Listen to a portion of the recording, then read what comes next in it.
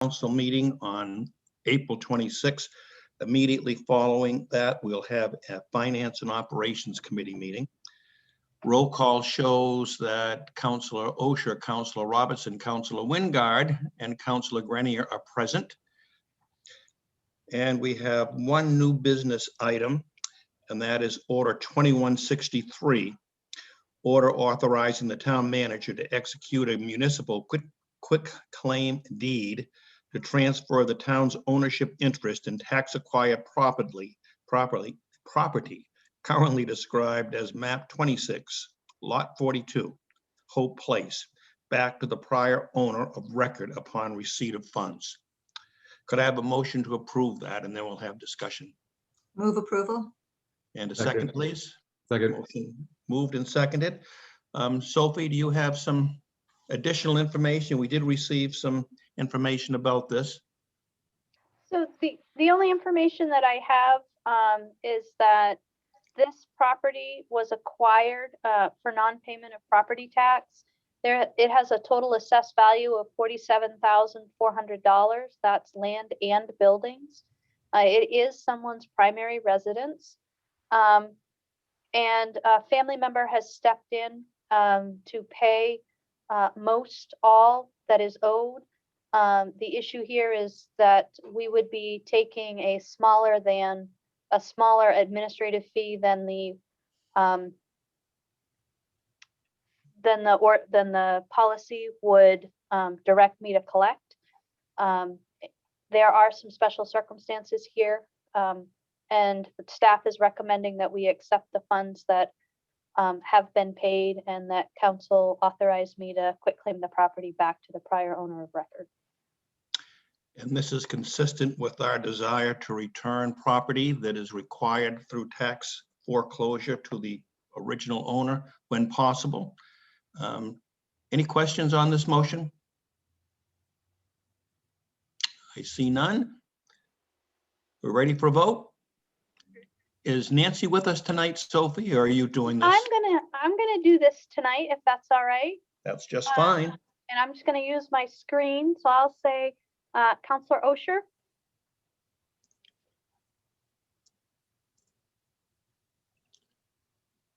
Councilor Well, Osher. Laura, you ready to vote on this? Okay, thank you. In favor? Councilor Yes, Robertson. in favor. Sorry about that. That's okay. In favor. Councilor Wingard. In favor. Councilor Grenier. In favor. Councilor Gardner. In favor? Councilor Mitchell. Yes. Council Chair Perry. In favor. That looks like it is in fact unanimous.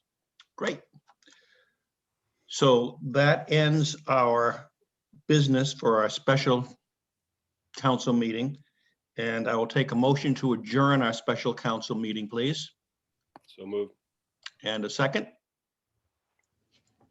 Seconded by Laura. And we'll just vote by a wave of hand on this one. Do I see everybody voting in favor? Yes, I see everybody vote all in favor. Okay, now we will move on to our Finance and Operations Committee meeting. And the first item on the agenda is a report and discussion regarding renovation of the Keith Anderson Community House. Just by way of review, and I'm not sure, Sophie, whether you have anything on this or not, and Megan, you certainly may as well. But the last time we talked about the Keith Anderson Community House, we reviewed the studies that had been done with the help of John McCormick, Mitch Stone, Megan Gardner, and myself, and a number of engineers that John had corralled into assisting us on this project, which we greatly appreciated. We saw the total cost of all renovation projects, and that has been again included in your material for tonight. We talked about the possibility of phasing the projects, and we have an additional memo from John in regard to phasing. So I think this is our opportunity to discuss that, to discuss where we want to go with it. I think the challenge for us has been that although there is a lot of work to be done on that facility. The use is not as clear. And so that's been a sort of a conundrum for us as we talked about it. But the work that needs to be done is quite clear. Megan, is there anything you'd like to add to that before we get into questions? I just can remind folks watching at home that we did, the last time we spoke about this, presented about it in October 26th. I did a presentation about the history of the building, its different uses, all of that. And so, you know, if folks are curious, go back and look at that. But if in this conversation, anyone has kind of like historical questions about the building's use or maintenance, I have that information at my fingertips. So please feel free to ask. And the only other thing I'd add to our discussion is that the bottom line is the building is certainly salvageable. It's not to a point where it cannot be used, but we do need to pay attention to some of the crying issues of it, and we need to do that in the very near future. When John McCormick, who was with us tonight, came back with some thoughts on phasing, his suggestions were to look at a couple of the projects that need to be done regardless of the ultimate use of the building. And those projects included installing a dry sprinkler system in the attic of the building to prevent the possibility of damage by fire, of siding the building, which is a crying need. Anybody who has driven by it can see that. And the third thing was, let's see, I think those are the two main things. John, was there anything you want to add to that? No, Tom. I came up with those recommendations based on some of our committee meetings and also the October meeting with the counselors. So people talked a lot about the siding and the appearance. And then there was the discussion about the fire safety in the attic. And I thought those two things, as a start anyway, would be something to consider. Mitch, you've been with this project from the beginning. Anything that you'd like to add to this? I mean, other than, you know, this all started way back when we were looking at siding it and figuring out what is it that we need to do.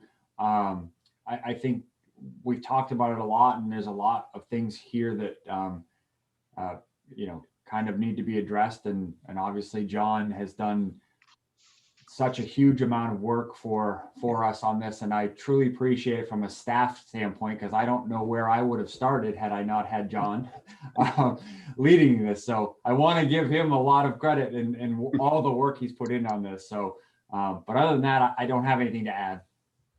Okay. So questions, comments? Cheryl, I see your hand. I just remind me again, because this was a long ago meeting, why the siding and not just painting the building? Is it because of insulation? I think it's preservation, long-term preservation. Some of the siding, and I may need some help with this. Some of the siding is in a deteriorated state, so we would need to replace clad boards and do a good deal of work. And the siding that we were recommending was something that's not just plain vinyl is final siding.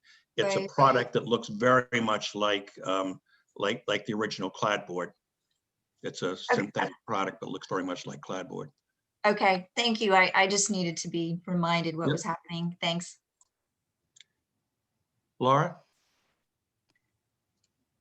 Yeah, I guess, can somebody speak to, and maybe I should have already been looking in the budget book, but like, so we're here today to say, okay, this is where we go from here.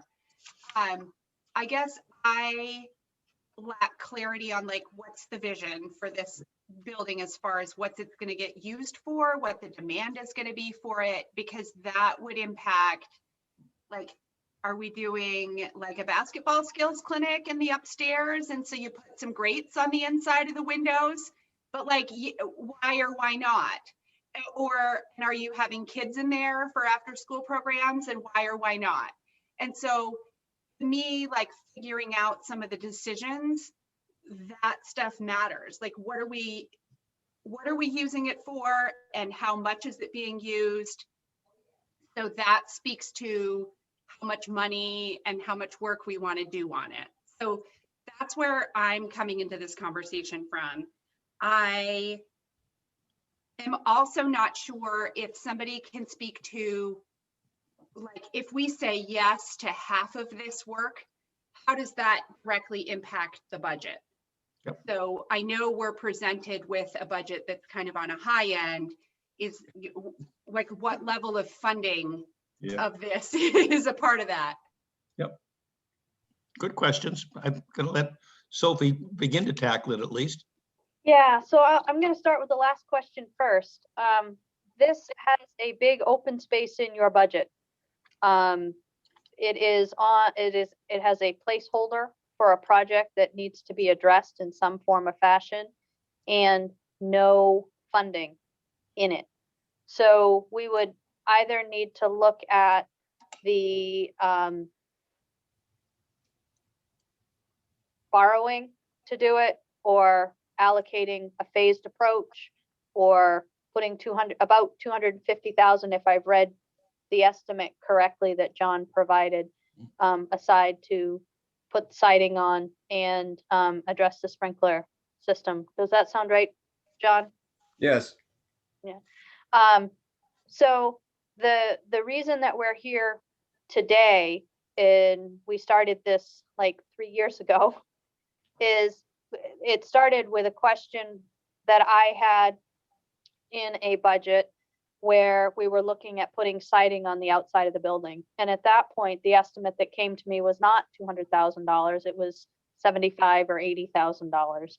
And the question I had for council is, we're putting $75,000 or $80,000 into a building that we don't even know what we're going to use it for. The use of that building comes and goes, and there are it's not set up. I wanted to do indoor basketball, put some grates over the windows and do indoor basketball during COVID when we couldn't get into a gym, and we can't do it in that space. It's not safe to the building or to, I'll let Mitch speak to that, but so I think what we're looking for is some guidance from council as well, Councilor Mitchell, about what is the vision. At one point, the vision for that space was a community theater, and then community theater kind of moved to the Bangor Mall. And we use smaller venues and campus for that. We're not seeing the call for it like we used to. So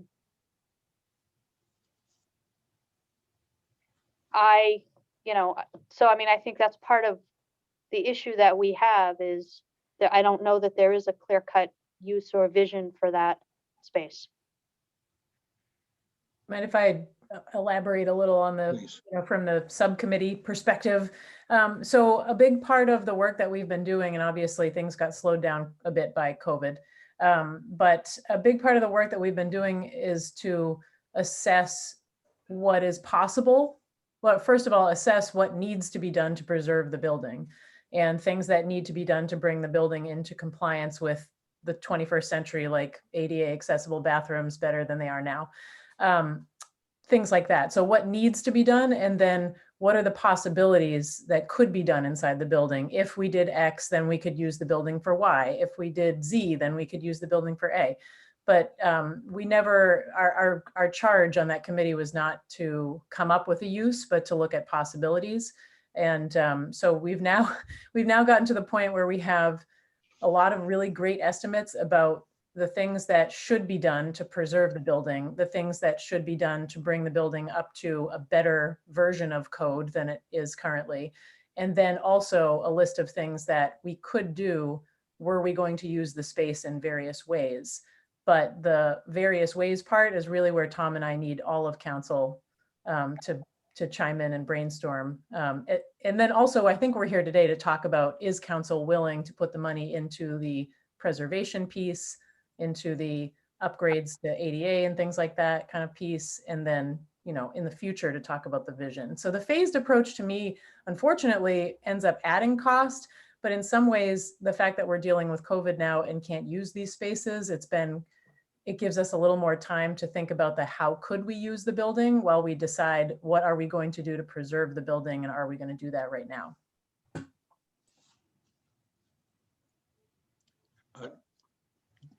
Jeff, or either way. Let's let John go first. Okay, John. I just wanted to add that probably almost, I'll go out on a limb a little bit, almost whatever you do in that building over time, I think an elevator would be very important. Not only for ADA, but getting people up into that second floor. I just, you know, people in wheelchairs and whatever. So again, I think almost anything you do in there, it would be great to have an elevator. How high is that on the priority list? I have no idea. That's right.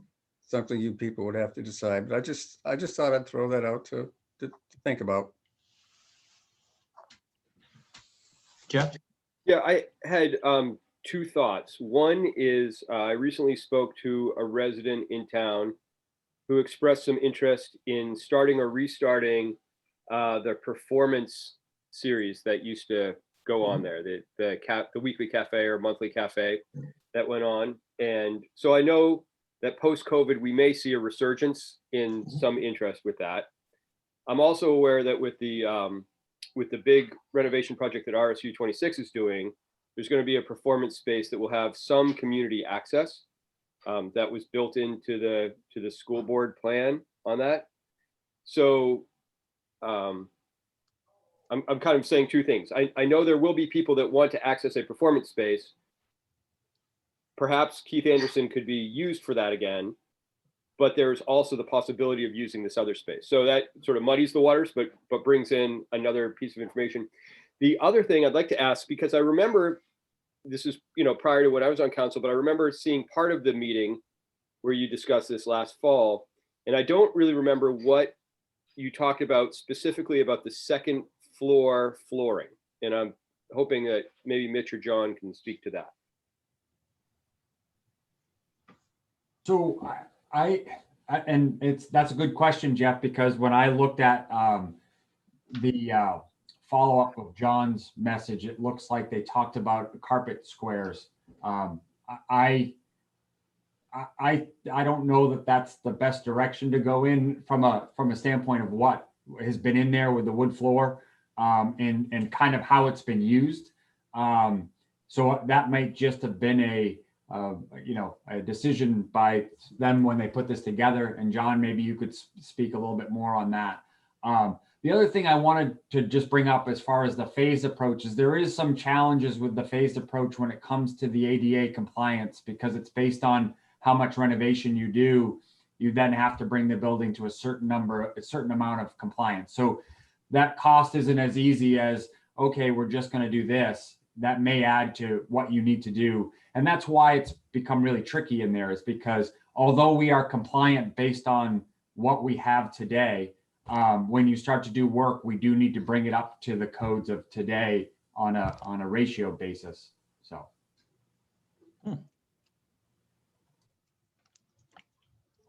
Other questions or comments? Laura? Yeah, I guess I'm trying to think about what the need is in the community. And I definitely, like, the tiled carpet piece kind of threw me for a loop. Because if any type of need that I could think of in the community did not align with tiled carpet. So then I got confused about what need are we meeting with this renovation? So I know that there's a need for youth and recreation space or programming that's within walking distance of the school. I know that there could be a need for some type of exercise, adult activity space. I know that there's a need and interest in some type of performance or gathering space for smaller performances. So when I think about those needs, I don't know whether this building is the perfect fit or not, but I would want to, if I were going to vote for any type of improvements, I would want to make sure that the renovation aligned with meeting real needs and not just we need to preserve a building. I'm going to chime in here too, because I also feel that the historical piece of this building also needs to be preserved. So meeting is practical and pragmatic. Also, Orono Land Trust, I think, has an office in there too, don't they? And they use that for their meeting space when we're not in the virus type situation. But I think when the building is renovated, that the opportunities will, I think Jeff said this, the opportunities will align themselves once the building is ready to go. But I am in favor of this historic preservation of this building. And I think it's sad to see it deteriorate the way that it is. And I think that we should do as much as we can to keep this building alive and well, and a historical piece in Orono. And so I'm going to be more in favor of just renovating it so that we have that history and that history stays alive, and that the use and purpose, as we know, different personalities have different ways of looking at things. That it's very pragmatic, but I think the use and purpose will happen as the building becomes operable and safe to be in.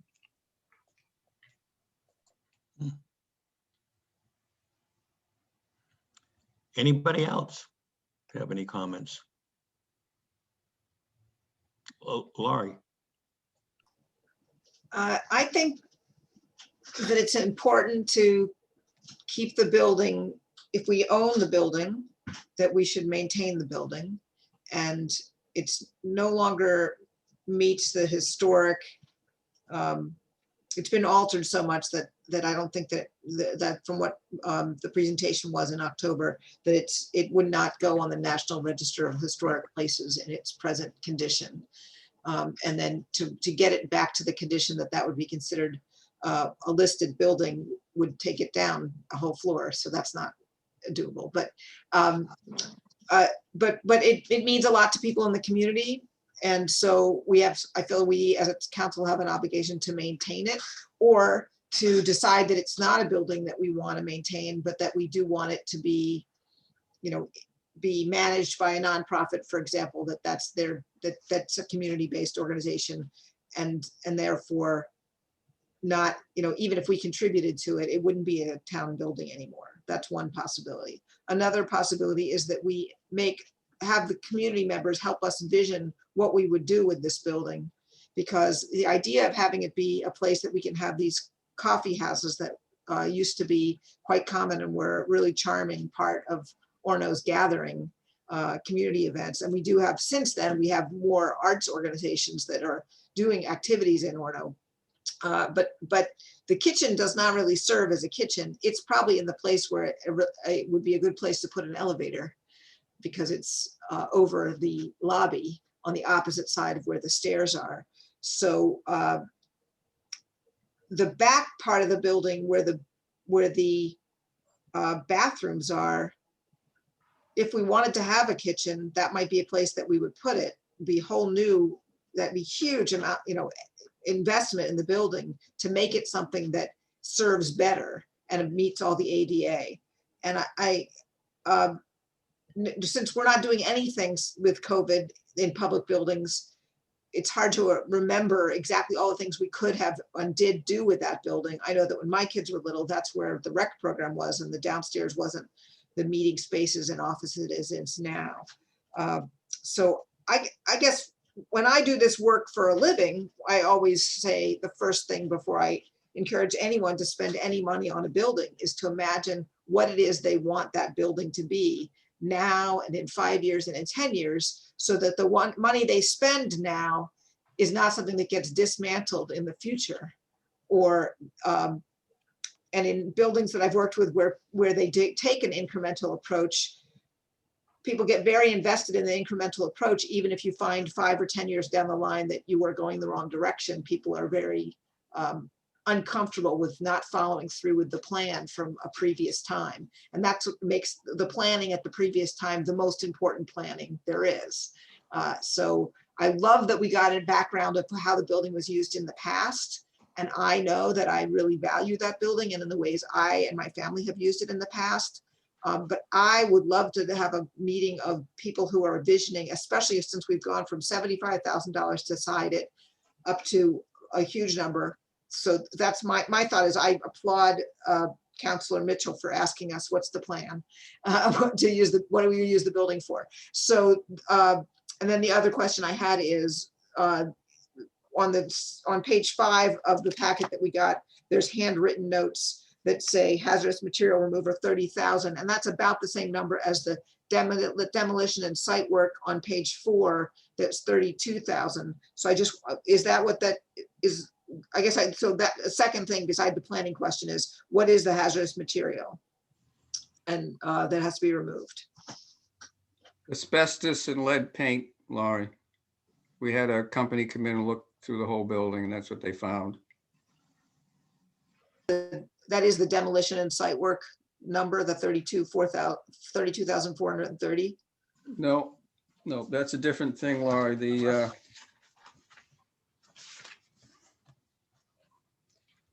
on my page 2, the hazardous waste material removal, which is the asbestos and the lead paint, is 30,000. The demo on my first page is just general demolition and site work. So they're two different things. So the handwritten is in addition to what's typed. Correct. Okay.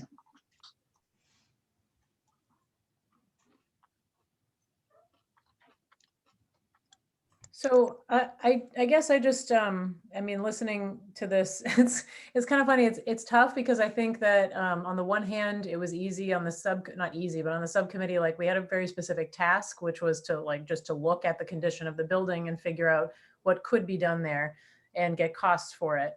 The larger question of where to go next, and I can understand if staff is frustrated because I feel like we just have circled and circled and circled around this. And I guess what I want to say for folks worrying about, well, what's the plan?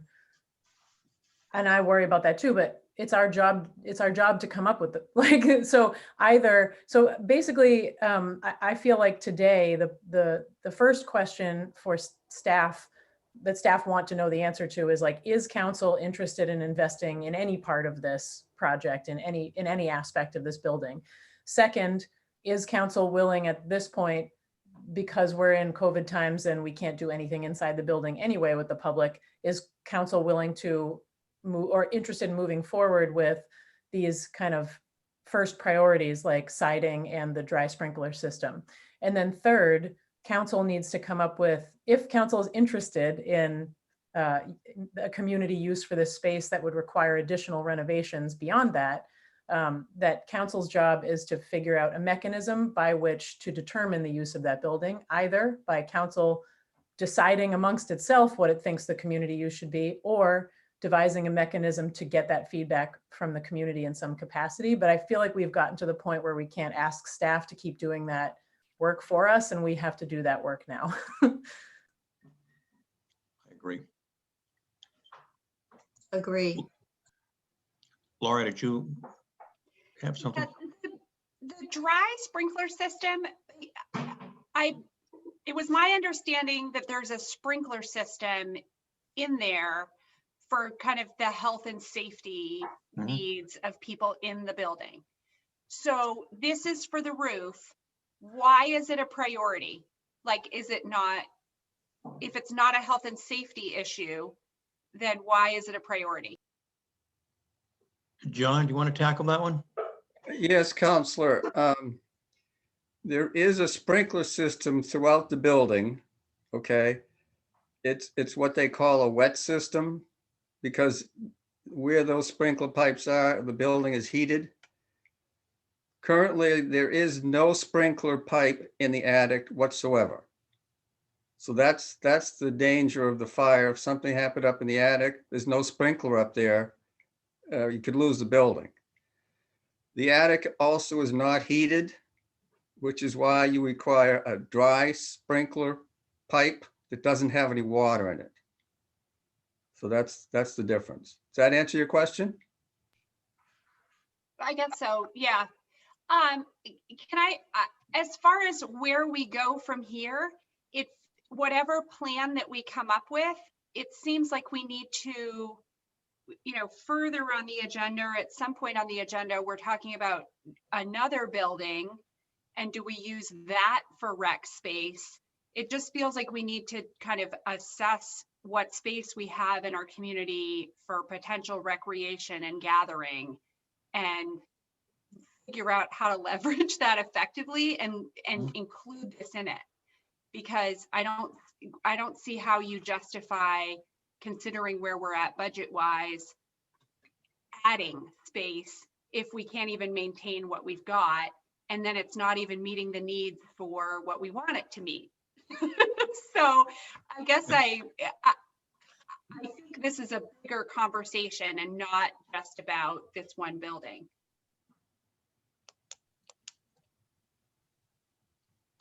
Jeff?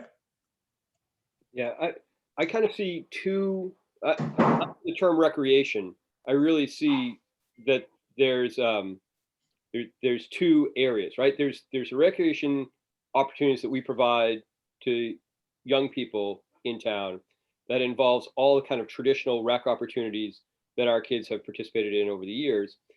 Then there's the other kind of recreation that builds community. And I think, those are the kind of things like a coffee house or summer concert series that involve people who may not have kids, may be young families whose kids aren't rec age. So I don't think one facility necessarily does it all. I mean, it's possible to build a facility that does it all. But in this case, the space at Keith Anderson, because of its size limitations, lends itself to a particular kind of use where other facilities don't. So I think Laura is correct that we need to have a really strong vision of how we provide rec services to the town and what services are appropriate. But I don't think that necessarily means that we can't move forward on preserving a space that has historically had some interest and use in the town. You know what I mean? Like I don't think we need, personally, I wouldn't want to stop restoring a property that the town owns because we may find that our needs are greater than one small building. So although I do think we should take a more conservative approach to renovation, I mean, we do the essentials first while we do this visioning process. I wonder if it is a visioning process larger than the town. Because I think we would want perhaps to see what happens with the Performing Arts Center that the high school is bringing on, to see what happens with Stonehouse Manor, which fulfills some of the elements that Keith Anderson House fulfilled before. But also, when we talk about the rec programs, I think we need to be I think there's a larger discussion. And I don't think it's just a discussion of what people might want to see. I think it's also about what kind of space you need to put certain programs on. And, you know, I grew up in a community that had an old historic town hall, and when you'd sit through a meeting down below on Tuesday nights, it was women's basketball league, and you heard them run up and down the court over your head. And so I immediately went to, can we put basketball there, because we couldn't find a space, and it's not set up for that. So maybe, I think it's a bigger question, and I think everybody that has spoken has had some really good points with it. But I really think the siding has to go on. If you want to keep the building in a place where we can talk about this and vision, because I think the visioning piece is going to take some time. And then the question of, is it the town's responsibility or something that the town can do with a private partnership, or that another entity could take it with a deed restriction and do wonderful things there? I think that that is an absolutely legitimate way to think about things, and how we think about lots of projects that we look at. Well, I'll say that I am very much in favor of finding a way to move forward with the siding and the dry sprinkler system in preserving the building. I'd also add, like, I'm excited about different opportunities at the high school with the Performing Arts Center and everything, but I'm also thinking about this conversation we're about to have about 98 Penobscot Street, and thinking about the ways in which, you know, the town, we get a lot of heat from people in the community who want us to do different things for them, where the answer is, we don't have space. We rely on, you know, it was different when the school was part of the town. The school's not part of the town. Now we're always relying on rental space or the good graces of RSU 26 or the university or Stone Manor. And so I hope that we can keep that in the back of our heads moving forward. Like, it would be great to be able to use a state-of-the-art brand new theater in the community, but also, is that really going to be as accessible to the community as a community building? I'd also like to add that when we think about recreational spaces, we tend to think about youth sports and youth or community theater and things like that. I also want to add, though, that the rental on that space was intentionally very, very inexpensive, so that it's accessible to community members. And for example, just as one example, many families would choose to use that as a location for a birthday party. And while off the top of your head, you might not think of that as an equity issue, it is an equity issue, because there are many folks who don't have a home situation where they could have the entire class of kids come over to their house, or they might not be able to afford to rent the Stone Manor. I mean, there are other ways that that building is used in our community that's beyond what you might think of off the top of your head. I just want folks to keep that in mind. I agree too. Oh, go ahead, Sophie. I was just going to say, I wonder too if it would make sense, because if we're looking at it as a community space and for using it in ways that can drive economic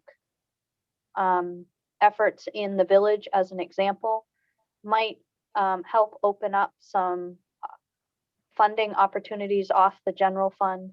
So, I mean, I think when we look at $250,000 in this budget, it's really hard for me to see how we can come up with that. However, I'm just wondering if we can look at the way we have used it, the size it is, and see how we might be able to leverage some of the economic funds that we might have access to. I don't know. But what I'm hearing from council, so I'm going to take some direction, and maybe I'm wrong, but what I'm hearing is nobody's ready to let go of the building.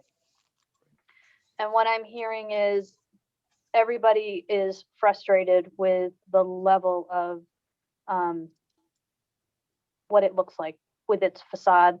And we want to protect, along with facade, the siding will protect some of the structure, as I understand from my conversations with Mitch. So I wonder if it's incumbent upon us at this point to try to come up with an idea for how we could at least move forward. John suggested that we bring the architect on as an option. Yeah. Would folks be agreeable for us to reach out and see what that might look like? I think that'd be a very positive step. Is that a good And next step? Yeah, and just, Lori, excuse me, Sophie, just to comment on your last comment, I don't think we're ready to let go of the building now, but I don't think that it's out of the question to continue to think about some sort of a partnership with somebody or another organization at some point in the future, at least in my mind. But preserving the outside of it, I think, is key to doing anything with it. And getting that sprinkler system in the attic is key too. Yep. And I think the sprinkler system, getting some figures on that is not a terribly difficult thing. As John mentioned, I think there are some companies that provide that service. There are 2 or 3 companies out there that do that. We could contact them, and our facilities person, I think, could honcho that aspect of the project. Yep. At least get us some firm figures to look at. Yep. So let me kind of move forward with some options, and also we've reached out, I've asked Mitch to reach out to USDA Rural Development every once in a while. They've got public facilities funding or low interest loans, which would be callable if we could we could use it as a bridge. I wouldn't want to use it as a 29-year long thing, but if we could do it as a bridge to get us somewhere else, maybe. So let me do some more thinking. Let's get the architect on board, reach out to the sprinkler people, and we'll report back. I realize I'm taking up time, but I just want to echo incredible appreciation to John McCormick. What a great job, and he really stepped in when we didn't know what to do and has really helped usher us. I really appreciate it. Absolutely correct. Very welcome. Glad I could help. Just one other item. There is a bill in the legislature that we talked about a little bit this morning, Sophie, that would have allowed communities to use TIF funds to renovate buildings, municipal buildings. That bill did not get a positive report out of committee. I think it was a split report, some saying, the majority saying ought not to pass, but some saying that it should pass. And that would be a possibility to look at if it did pass. So do you remember the number on that? Do you want to mention? Yeah, LD 412. LD 412. Yeah. Are we ready to move on? Thank you all for the input, some good comments, and we have a long way to go on this and a lot of discussion on use of that building. Next item on the agenda is review of draft asset management policy. And that is Sophie and Rob Yorkshire, I believe. You are absolutely correct. Rob has been my partner in crime on this project. So I included in the packet a draft asset management policy. But before we talk about the policy, I just want to make sure I put this in perspective for folks. The General Accounting Standards Board requires that we keep inventories of our assets. That towns are expected, governmental agencies are expected to know what they have of value, and they are expected to keep that up to date and assign it a reasonable value. As part of our audit last year, we identified that our general fixed asset listing is a little outdated, and we need to work on creating or recreating the inventory for that. So on its own is an inventorying process, and we will do what we need to do to comply with GASB expectations. Rob is working with other members of senior staff to make that happen right now. So if we do nothing, we will still comply with GASB and we will still know what our general value of assets is as a town. Rob and I are bringing this to you for you to contemplate making an investment in taking the management of our assets one step further. This has been done for a long time in the private sector, and we found lots of examples in Canada, believe it or not, where municipalities are doing more of this. But when you sign on to an asset management program, you're not just saying we're going to know what we have, but we are going to maintain what we have, and we are going to plan future actions based on the knowledge that we have about what we have. And it has been my experience that it's really easy to take on the new exciting additions to a community, a new pocket park, throw a dock in at an existing lakefront, build a trail that seems awesome, without really thinking about what the total cost of that action is and what it's going to cost to maintain it long term. So when I talk with Rob, we all want to think about infrastructure. We depreciate infrastructure kind of in a straight line. It does not depreciate on the face of the earth like that. It stays up where you don't really see a whole lot of deterioration, and then it reaches this point where the cost of that rises, and you're spending a lot more on maintenance for that infrastructure. But also when it comes time to finally rebuild it, you're waiting until it's totally deteriorated to a point where you can't just throw a maintenance pavement on it. You are now rebuilding the whole road. So instead of $250,000, we're looking at close to $1 million. And so it's easy, it can be easy to kind of kick the can down the road with infrastructure because you don't necessarily see the deterioration happening, but it is.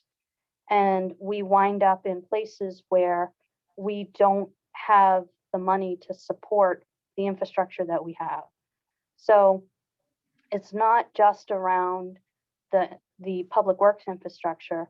I would even talk about the equipment that we have to maintain our operations.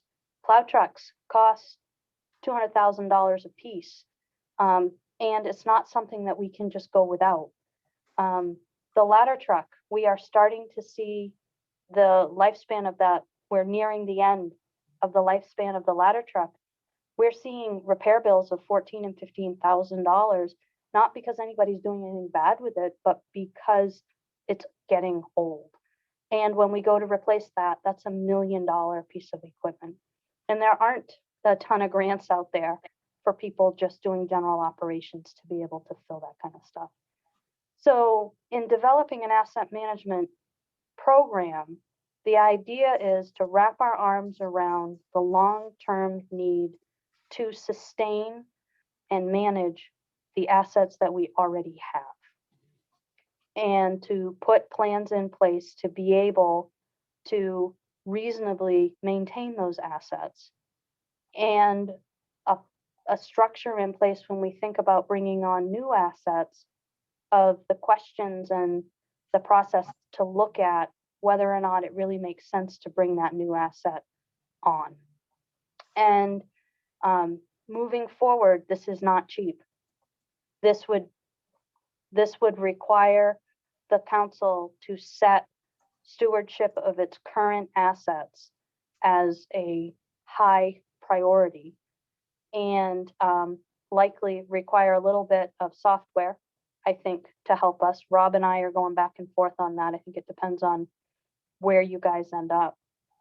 But from my perspective, the worst thing we could do is put an asset management policy in place that talks about our commitment, and then when we bring a plan that talks about how we're going to implement it, see the sticker shock on the plan, and not move forward. I think that would be I think that would be a mistake. I will tell you that it's not just the Keith Anderson house. As staff, I am in a perennial tight spot when it comes to trying to maintain, cobble together the resources to maintain the assets that we already have here. And so I know we're not doing it. So if we're going to do it, even if we find a path to implement it in phases or in pieces, it is still going to, it's going to be costly. And council may end up having to say, we can't do that program or that service because we are going to allocate those resources to maintaining the infrastructure and the assets that we already have. So with that, Rob, what did I miss? Well, I just think that, like you said, this goes a little bit more beyond just counting what we have and understanding what we have, because I think obviously that's the first step, but then developing a planning tool based on goals that council sets for quality and condition will be, I think, the biggest benefit of this, so that you're not discussing a $250,000 investment at Keith Anderson in what seems right now like a vacuum, so that we can understand and we can look out 15 years and say, okay, in 15 years, the new ladder truck is going to need to be replaced. So we can't afford that right now. We've got to understand, and I think right now, without a better understanding of the value of our existing, not just infrastructure, but fleet and facilities, we are at times, that 5-year plan just too short of a snapshot to really truly evaluate how well we're doing with the overall investment. If nothing else, if we get through this process, we may identify at least what those gaps are. At least we'll know what those gaps are, so that we can begin to address those gaps. But until we identify them and prioritize which gaps council wants to address, so I just feel like, while we all have our, I have my inventory with Public Works, and all the departments sort of understand what we have, consolidating all that together and putting together a true, whatever it might be. I think my target is 30-year plan that could expand to more than that as we develop the process, is really the only way we can begin to truly understand capital investment in a responsible way. So I think this project is overdue.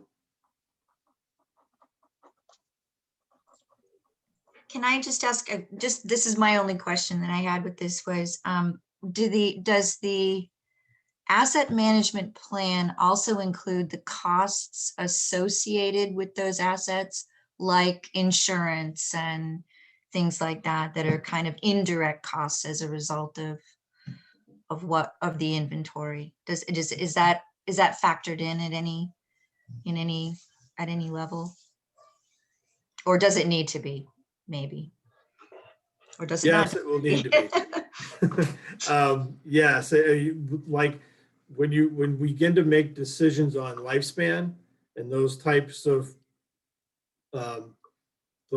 attributes of assets, we begin to look at, like Sophie was talking about, the first 10 years of a newly paved road, you're probably not going to see a lot of change in pavement condition. Then you look at it, the next 10 years, you're going to see a significant change in pavement condition. So the way that assets age and when is the right time to make the investment to either preserve something or understand that, yeah, okay, we bought a pickup truck for facilities, let's say, we're just gonna drive that until it can't be driven anymore. We understand that, that's when we can start beginning to plan, because changing the oil in a pickup truck every once in a while and doing the brakes, and those investments make sense to preserve an asset. Kind of like changing the oil with a road, you got to give it a surface treatment every once in a Right. while, or you end up putting a new motor in it. And so that's I think I was headed in a different direction though, Rob. I was wondering about insurance and liability and like things that are associated with infrastructure and associated with fire trucks and, you know, things like that with the assets. Is that cost, that extra cost factored into this plan, into an asset management plan typically? the answer to that is yes. Okay.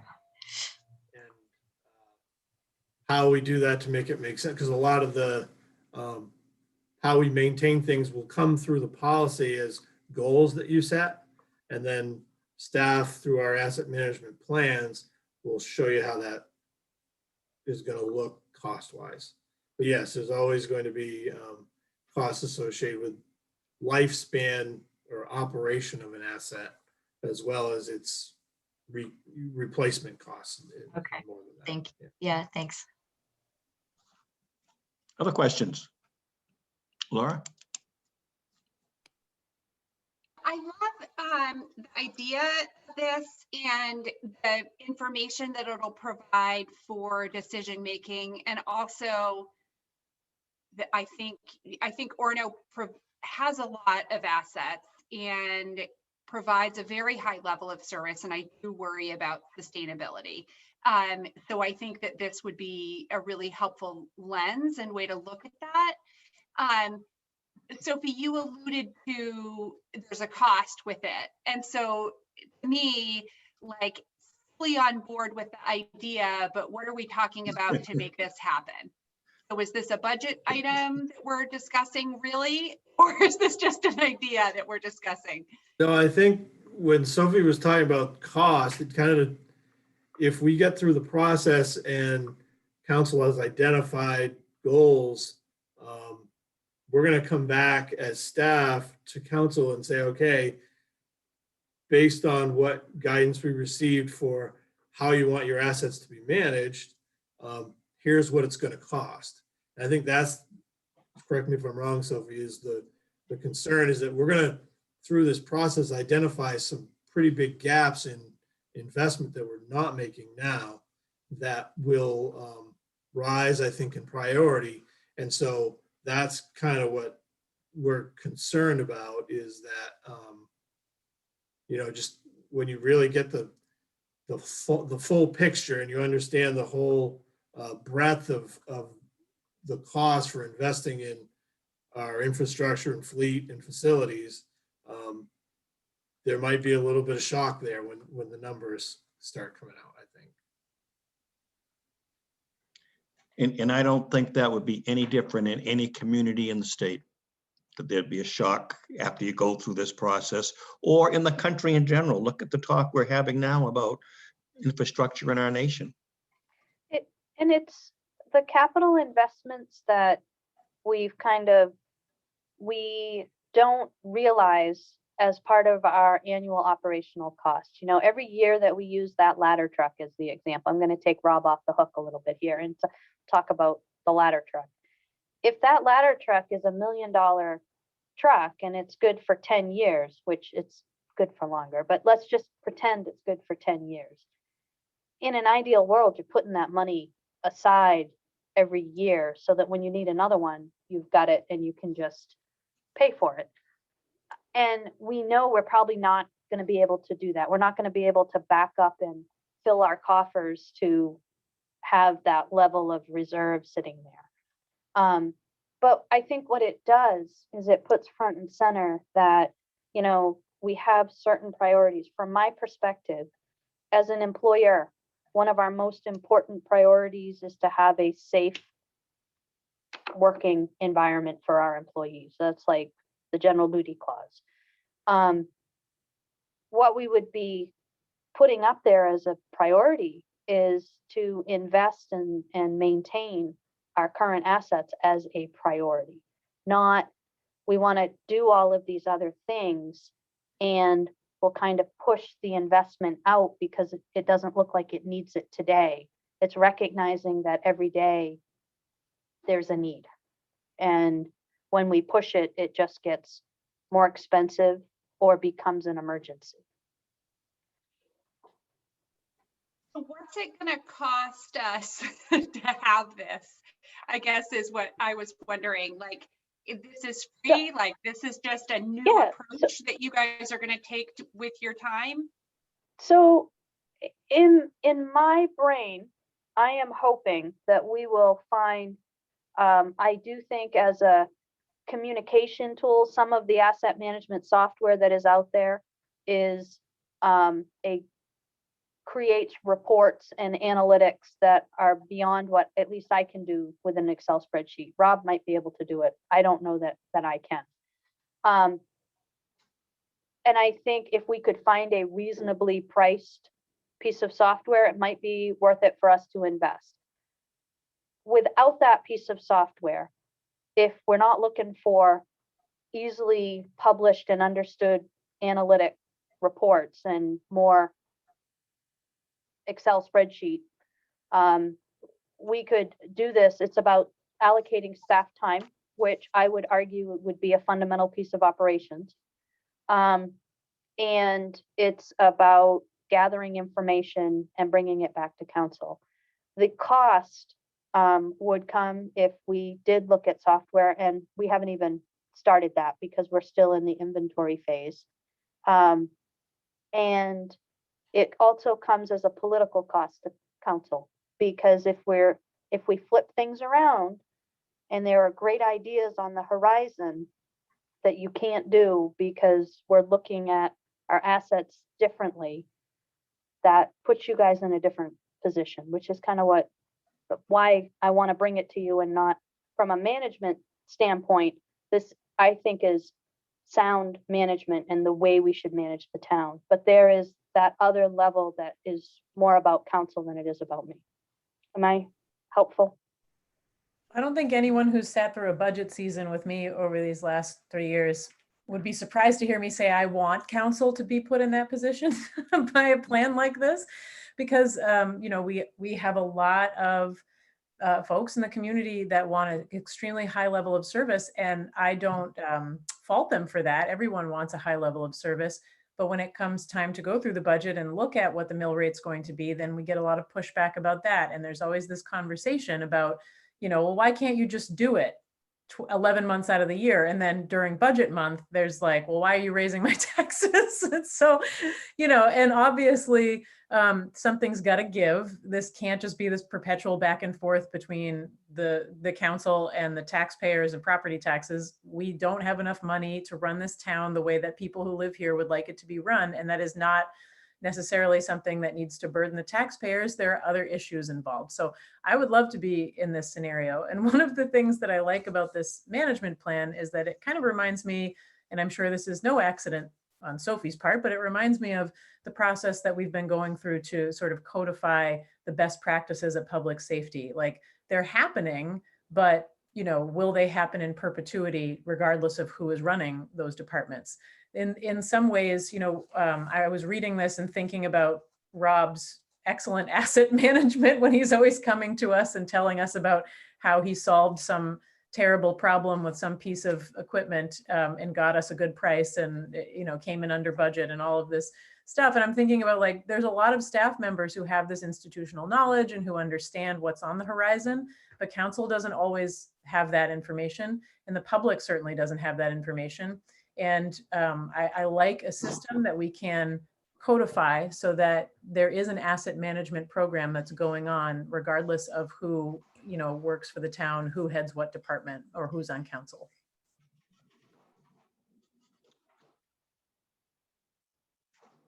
Any other comments? Don't think you've heard anything but positive comments about it. What do you see as the next step on this, Sophie, as far as council is concerned? So when you and I talked Counselor Perry, I thought, well, you know, we can take this as a first step and take it to council and have you adopt the policy. I think what I want to know is that you support this policy because we're so close to the end of the fiscal year. If we adopted this policy, I would want it with the caveat that the next step is to develop a plan so that we don't have a finding that we're not following our financial policies. So the goal that I have for staff this year is to get the inventories established for this fiscal year. So that means it would happen between now and September, early September. And that way we can show the auditor the progress that we've made on the inventory side.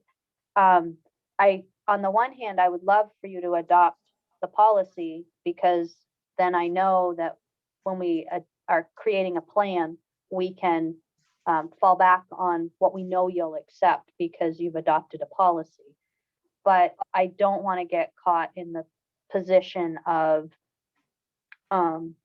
adopting a policy, having it then gets incorporated into our internal controls and financial policies manual, which is what the auditor tests us against. And right now we are not complying with this. So I think what would be helpful to me is if I know that were this to go to council in this form, people would accept it. Rob and I can create the next step, which is the plan, and the objectives are the next step, I think, right? The objectives. And bring that back to you as another step. I don't know if you're okay with that or how you'd like to deal with it. So what I'm hearing is that you really aren't looking for the council to adopt a formal policy at this point, but you are looking for a general position that this is a project that should go forward. Did I hear that correctly? Yeah, I'm going to tweak it just a little bit like you like to do for me every once in a while. I would say more than just general, if there are elements of this policy that counselors have issue with, I would want to discuss it and change it because this is going to be the framework that Rob and I set the next step upon. And if there's something in here you're not comfortable with, then our next step, it's kind of like a long division. If you get the first step wrong, the whole problem is wrong. I don't know, maybe we could get some extra credit for if we show our work. I So will does say anybody- there's, Excuse me. there's time to think about that too. I mean, we won't be developing the plan specifics of particularly the investment plan until we have completed the inventory, which is still a couple of months out. So we don't need a decision tonight, I guess is what I'm saying, for us to, as staff, to continue working. So perhaps the best thing is for council to sit on this for a bit, make sure that they're comfortable with the aspects of this policy, bring it back in the fairly near future, just to make sure that there's nothing that we are uncomfortable with as you move forward. Does that sound right?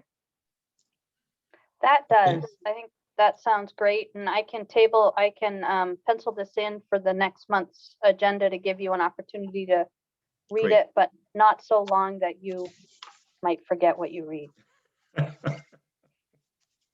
That sounds like a plan. So it's our job between now and the next time we deal with this to carefully review this proposed policy and see if there are any aspects of it that we really don't think we want to have our staff move forward with.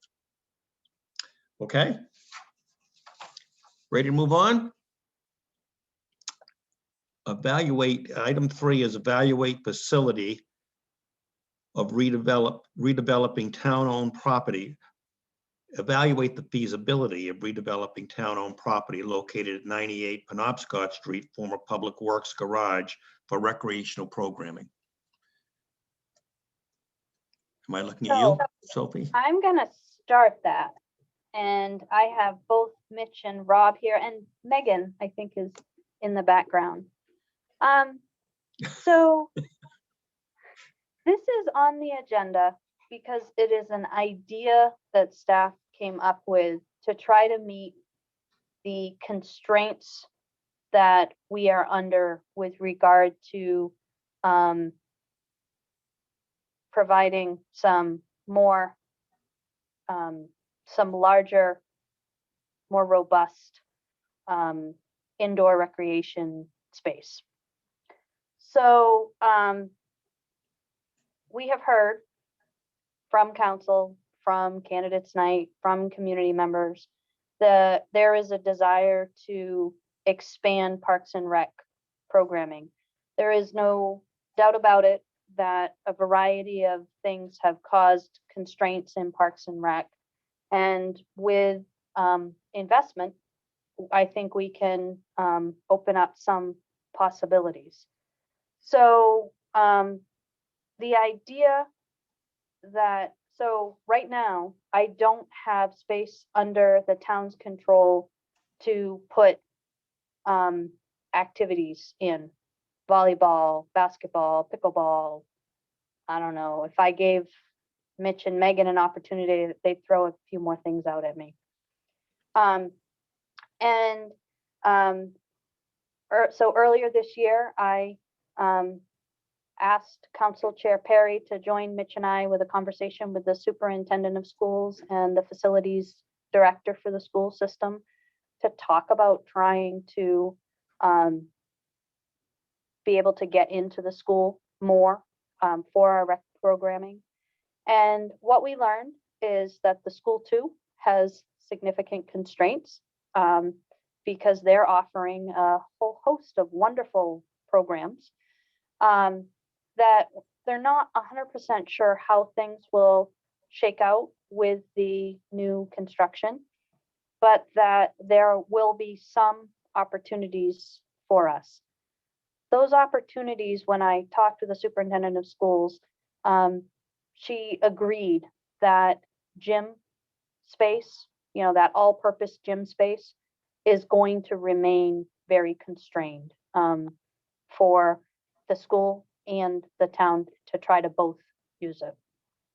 So hearing that, we also have reached out to the university and begun a very high-level inquiry.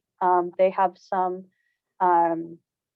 all-purpose gym space that needs some renovation. And we have asked if there would be any interest at all in partnering with the town to try to renovate that space, for the flip side of that being the town being able to use it for its Parks and Rec programming. So those are two items out there. One is more of a wait and see. One is maybe we can work something out with the university. And the last one that came up actually came to me, I think it was Mr. Yerksa and our esteemed assistant town manager. I don't know if anybody has used or been part of the Field of Dreams, which is on the Beale College campus, but that is indoor recreation, like field space. And we're not talking about indoor field space. We're talking about the potential of looking at 98 Penobscot Street, which used to be the former Public Works garage. And the way it's set up, it's got a big open space on one side, a center with offices and a kitchen, and a smaller, right, open space on the other side. And the thought that we had is, could we take an existing building that we're having a really hard time redeveloping, because the things that the market wants to use that building for, or that property for, are not things that council has found would be compatible with the neighborhood. So what the question we asked is, could it even be renovated into a not grand looking? I looked at the grand looking, and that's like $6 million, which I know we don't have. But a space that we would be able to have safe indoor recreation happening with an all-purpose gym type setup and a multi-purpose, all-purpose room in the back, which might be better for gathering groups of kiddos together, as an example. So I don't know if council has any desire to look at that. I offer it as an option because if we're being pushed to increase, especially youth sport offerings that appear to, the ones I hear most about are indoor offerings. It is really hard to do that without space. So what I have is we reached out to Rob Yerxa and have a high level back of the envelope estimate, which Rob says is not like his high level back of the envelope estimates for a road. This is truly guesstimates that puts this at about $1 million. And I don't know that we want, I don't know how we would make that level of investment, but if this is truly important to the community, I wanted to give you the opportunity to weigh in on it. The next step, if you wanted to find out how accurate Mr. Yerx's back of the envelope high level estimate on a building is, would be to have it evaluated. And we have an estimate to do an evaluation for feasibility with Sebago Technics, who is the one that did a lot of our work for the Public Works Garage. So they have some of that information handy. It's a different use though.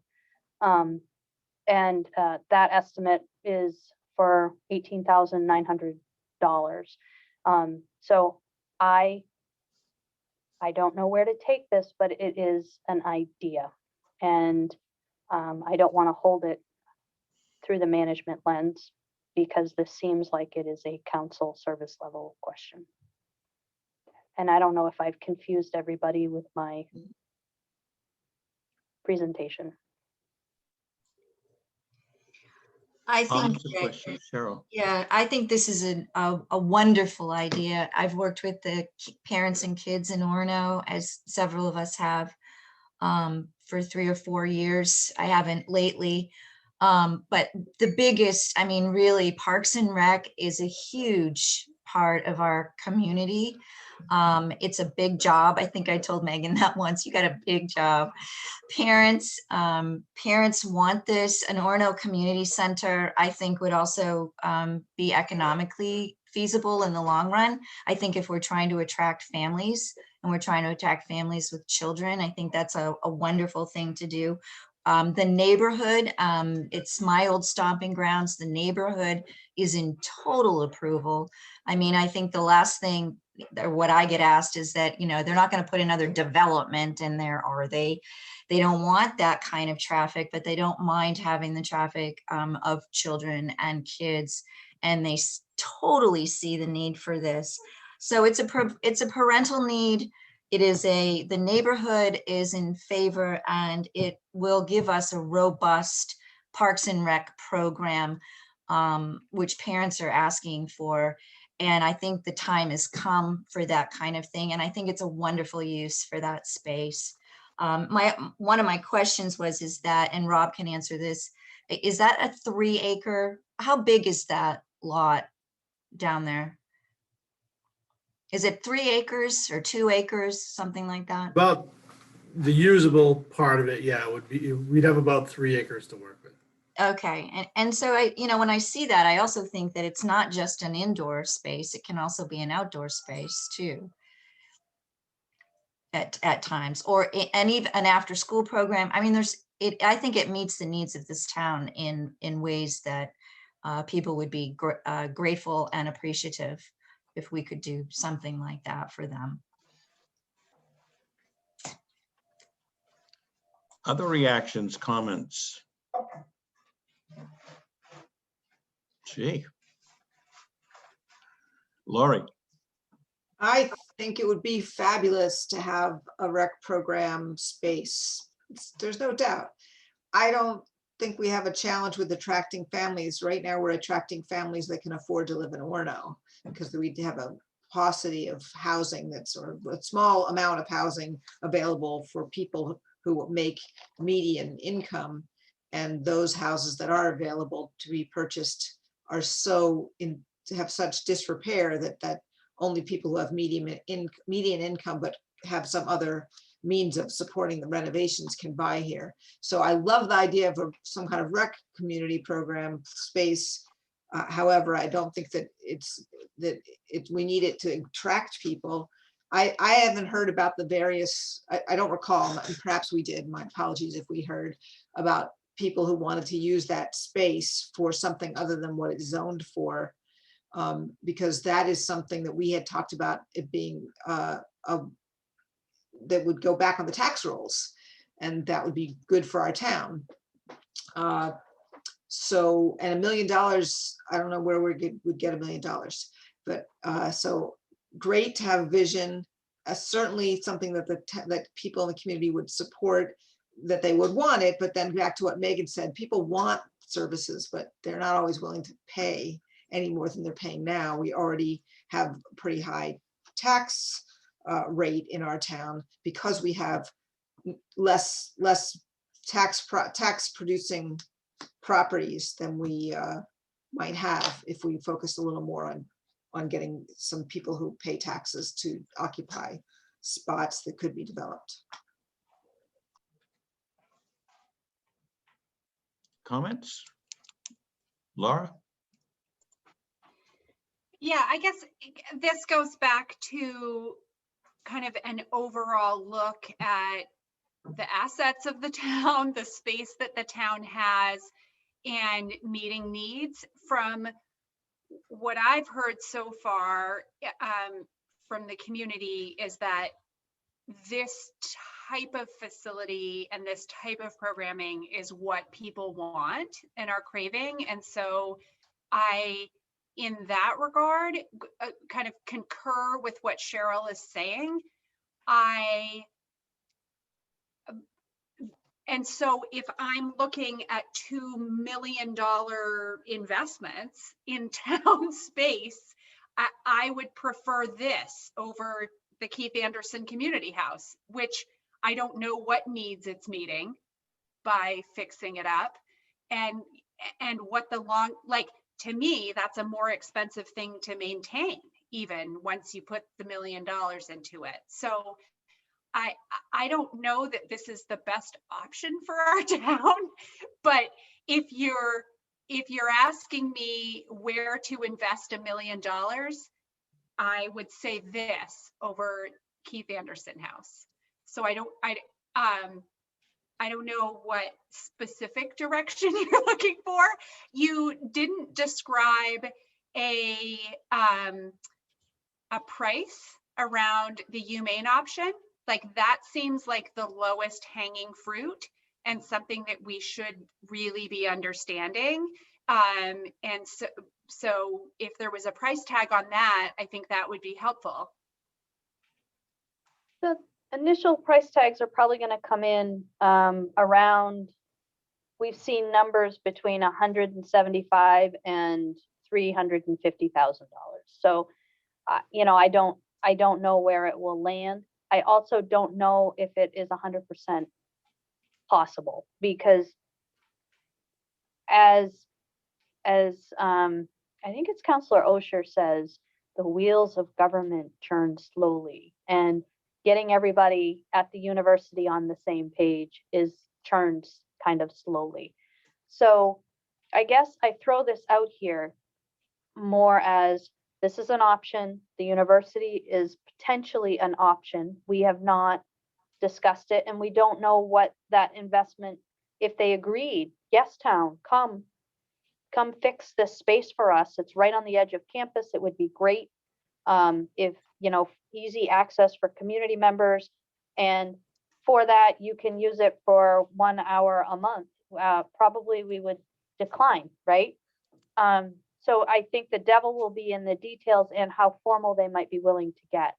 I will tell you, my experience is once you assemble the right people, you can move things along very quickly to a yes or a no. It just takes a long time to get the right people at the table with the university.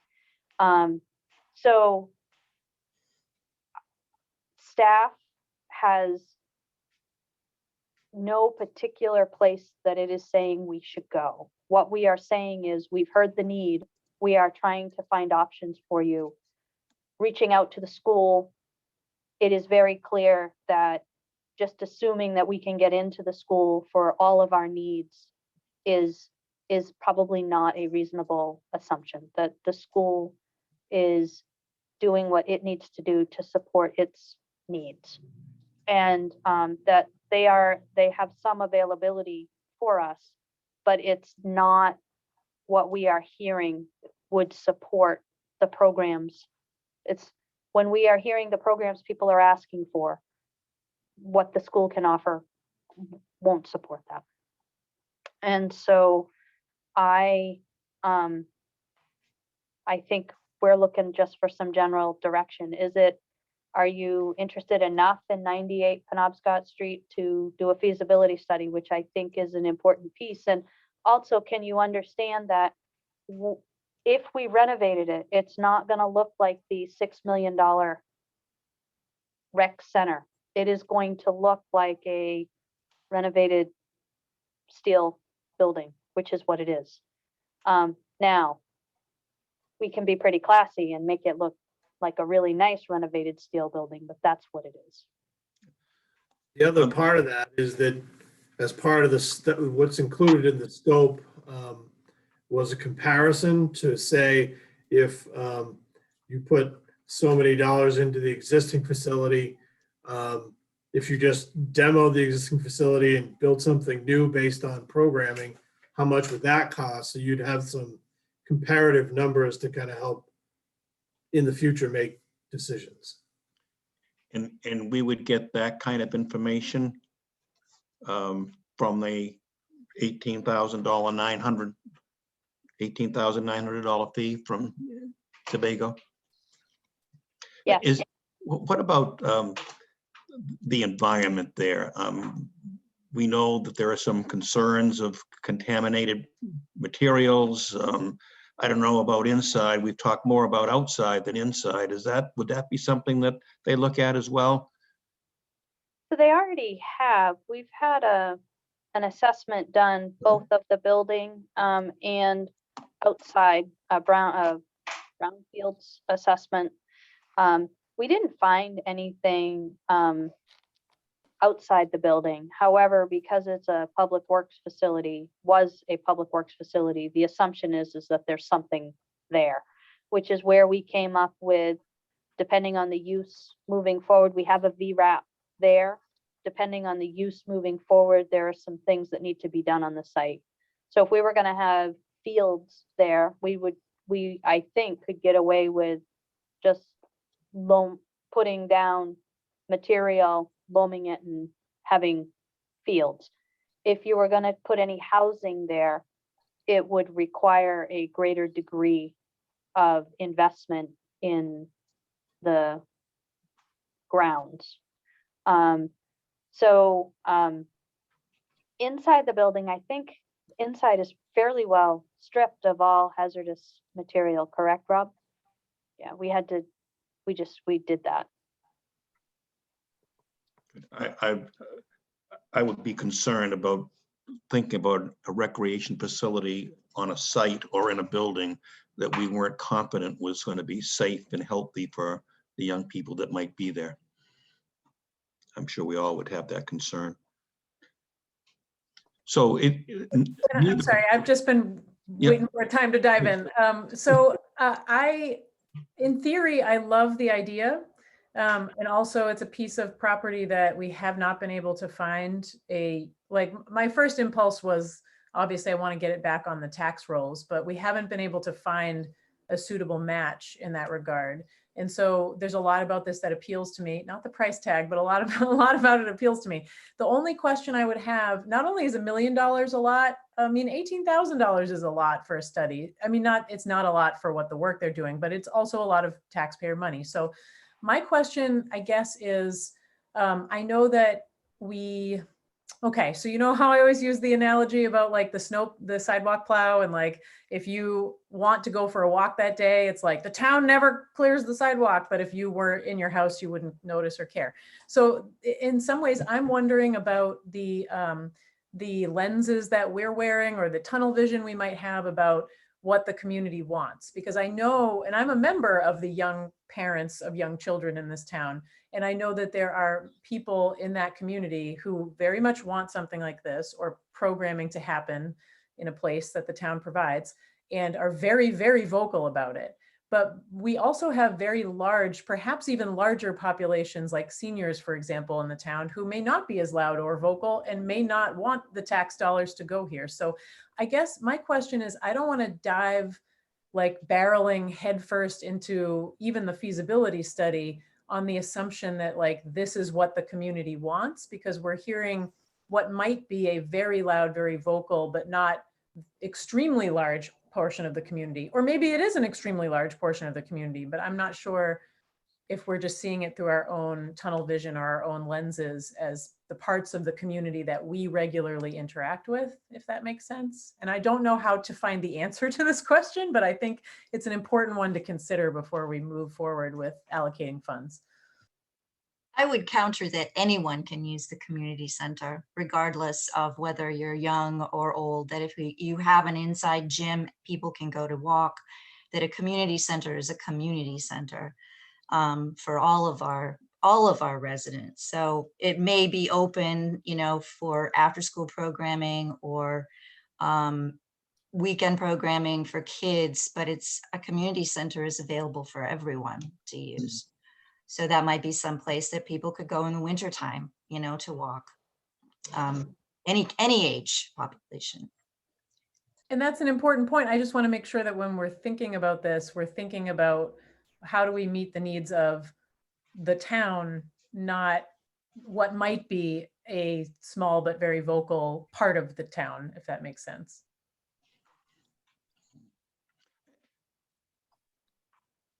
Lori?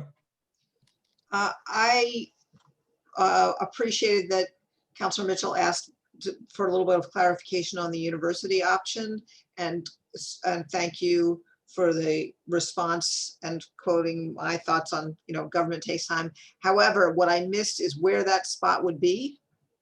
You said it was at the edge of the university campus. There was some spot that we might help develop.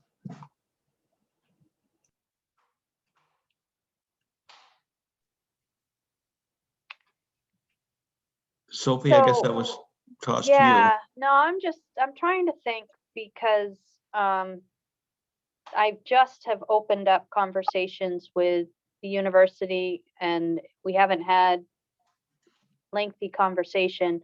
The place I suggested was Langle, and I don't know if that is a possibility, but we have used it in the past, and right now it is in a state of disrepair. So that is what my initial inquiry was. I wouldn't get too far into the weeds with that. I mean, truly, Mitch and I are just engaging in the high level talks at this point. Jeff? I want to say that I'm really aware that when my kids were small, I was a beneficiary of a really robust rec program in this town, and it helped me out tremendously, and it helped my whole family out tremendously. So I really feel guilty that the new families don't have the same opportunities to access those services that were essential to me, starting my career and starting my home life in Orono. I don't think I could have done it if we hadn't had this community support. So I'd love to see a more robust rec program. So for that reason alone, I support the feasibility study for this particular property. But greater than that, I want to talk about what Councilor Mitchell said earlier about needing to develop an overall vision for community needs, kind of like soup to nuts, right? I mean, what does our, what do we need? What do we want? What can we afford? And when the school began their facilities planning, their architect helped them through a visioning process. And I don't know, Sophie, if the architect that we're working with is, if that's a service that they would assist us with. They helped, the RC26 architects help facilitate meetings that guided a facilities prioritization conversation. And I would love to be involved in that process as a counselor, but I think, sometimes having an outside expert as an arbiter of those conversations is, or arbitrator of those conversations, really useful. So I would agree that having somebody from the outside and somebody who's not bound by the way we've done things in the past, which I know staff can sometimes get bound in just because of where we sit in the organization. I think, and I'm wondering, and my staff is not going to be happy with me right now, but I am wondering if we need to take a step back and kind of go off what you were just saying, Jeff, which is maybe it's not just a feasibility study for this particular building, but maybe what we need to do is look more holistically at our community building spaces. So the spaces that are not, council chamber is an internal, we use it for some external meetings and stuff, but we're never going to open that up for like after school program. That wouldn't really be compatible. And we've got other operating buildings that I think we could take off the list, but we've got North Main Street, the community house, and this idea of what else we need. And I wonder if it would make more sense to look at going through a process at a higher level about not just youth sports, not just cultural activities, but what are the priorities, and then what assets do we have now that align with them? And at the end of the day, can we afford what the priorities are? I will tell you the hardest part, not that it should really matter, I guess, but the hardest part sitting in the seat that staff sits in is when the resources don't match the expectation. That is a yucky place to be. And I think if we reached out and to see what we can get for some assistance to kind of walk us through what the vision is. And I don't know who that is. I need to do a little bit of research on that.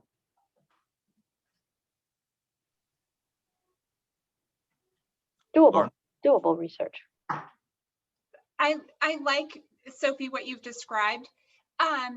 Question. So have we been marketing that location for commercial development? Because clearly that would be the highest and best use. And are we able to describe what wasn't a match that there was potential for? Because even to me, I don't see this as an immediate action item for us.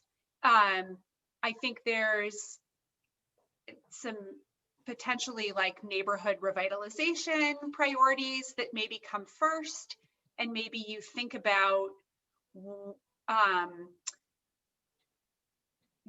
could the highest and best use for this kind of tax roll wise be met in the short term before we jumped on it.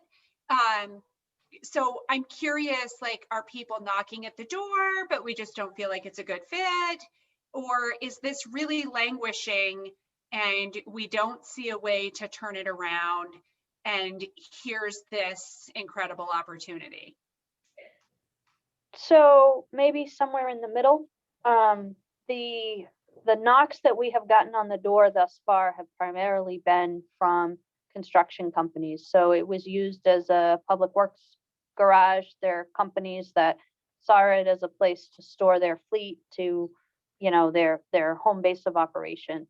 What we heard when we brought that forward was that the neighborhood really didn't want to see the big trucks and the activity, that at least with the public works folks, we had a particular sensitivity to the neighborhood, and they had a place to call and complain.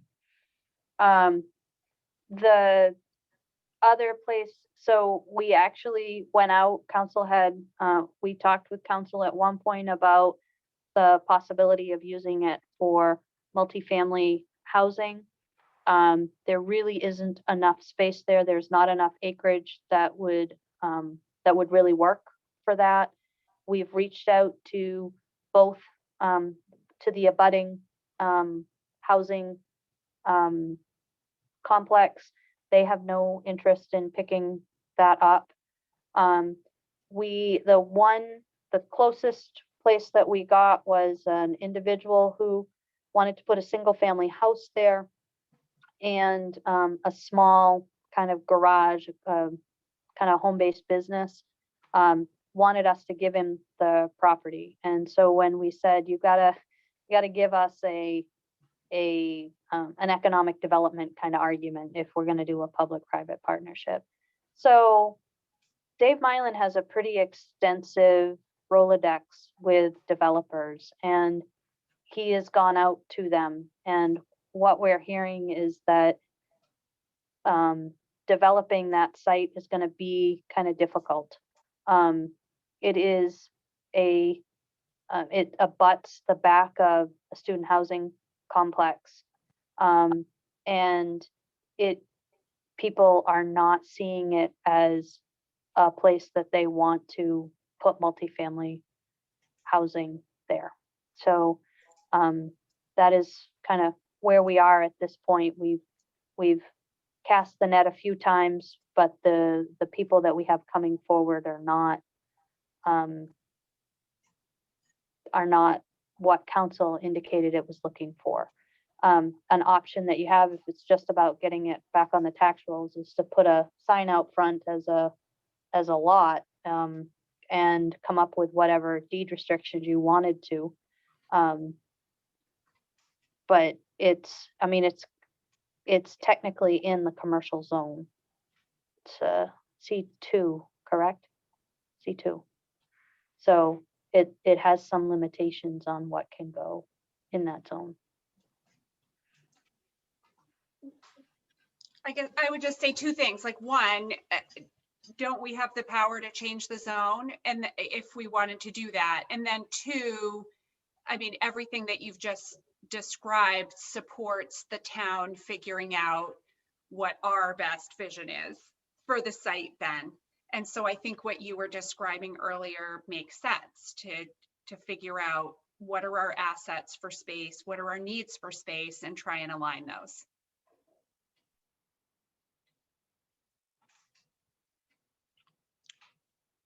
So do we have any clear direction here? I will support a feasibility study.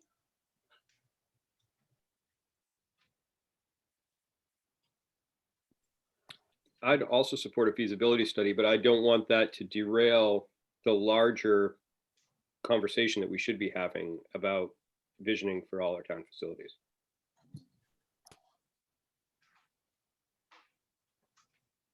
I guess I'm confused. I thought when Sophie, you said we need to take a step back, are we still talking about doing the feasibility study, or are we talking about taking a step back? And where am I? Help locate me.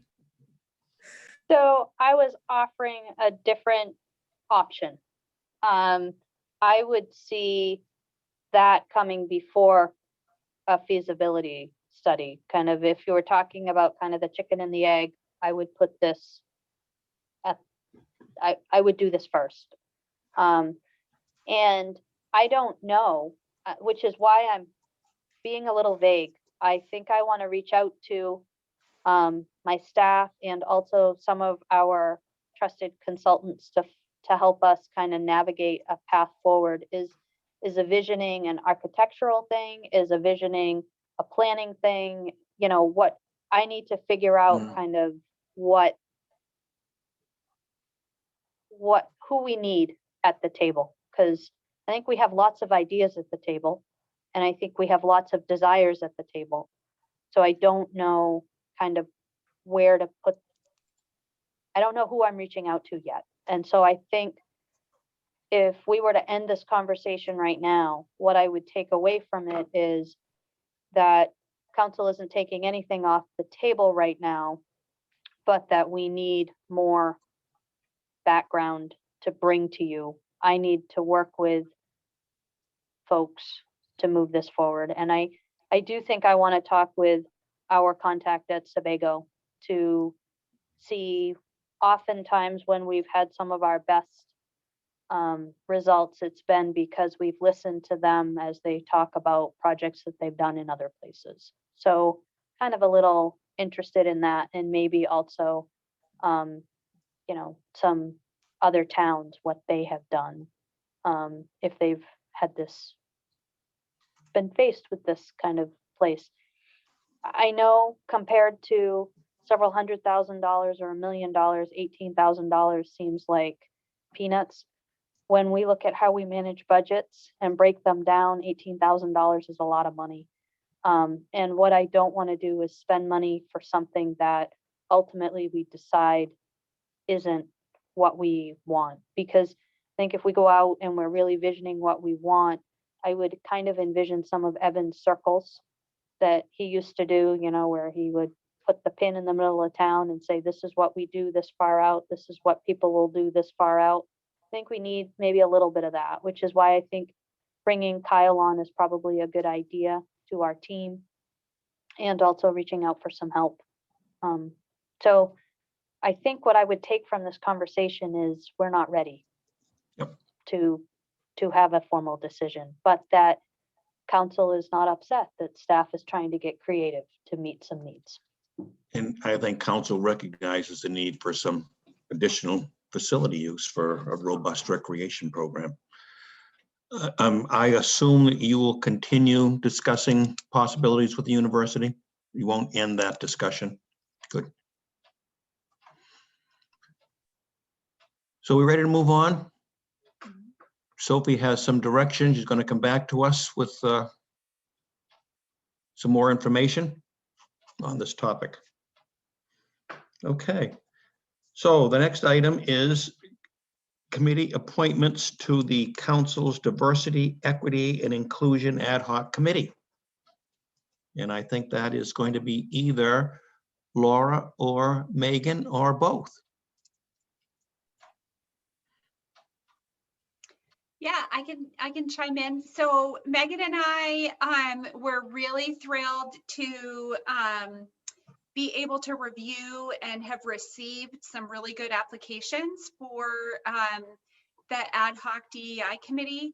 And what we would like to do is, well, what we're seeking your support of is having Tom nominate 2 of the 5 individuals that applied to be full members. So we have 9 full members on the committee, and then add in another 2 folks that applied to serve as alternate members, and they would be able to participate fully throughout the process. But if there was a time to vote, they would only be able to vote when one of the full members was absent, which we are anticipating is going to be the case probably at all 3 of the meetings, just because that's life. I can share the list of individuals if that's helpful. Yep. Okay. I don't know if I can share, and give me 1 second to be prepared to do that. Megan, you should feel free to chime in here. I only want to say that we just got we got a good bunch of applications. There are a lot of folks really interested in participating, and it was good to see. And I think that based on kind of the way that folks described their professional and lived experience, that I think we have like a really diverse crew on there to bring a lot of different perspectives. And I'm excited. I'm excited about it. Was that enough vamping for you? So here is the list of who we are proposing. And I'll try and make it bigger so folks can read. So we had, is this fine that I'm sharing Yes, this? perfect. Yeah, okay. So we had pre-recruited these 7 members to kind of kick us off, because we knew that this was going to be a fast and furious process. We received applications from Kevin Roberge, who's an Orono resident and is a professor at the university in the math department, but has gone through their DEI leadership program as a part of their DEI council, and teaches classes on women's leadership and feminism and kind of diversity and equity and that. And maybe Megan, you can speak more to that. And then Deb, do you want to talk about Deb White a little bit more? Or Megan? Yep, sure. Deb, oh, sorry. And I have I have the screen taking over my screen, so I can't see what I had up here. Deb is, well, if you have a kid in the school system, she's works for RSU 26 and is bringing a lot of advocacy and lived experience with disability issues to the table. And yeah, I don't know what else to, sorry, I don't have my notes pulled up in front of me. But. That's great. And so those were 2 of our new applicants. And then we were adding in 2 associate members that applied, the Reverend Malcolm Himshoop from the Church of Universal Fellowship, right in Orono. And he would serve as the first alternate. So if there was one full member not in attendance, then he would step into that voting role. Again, associate members can participate in the meetings fully.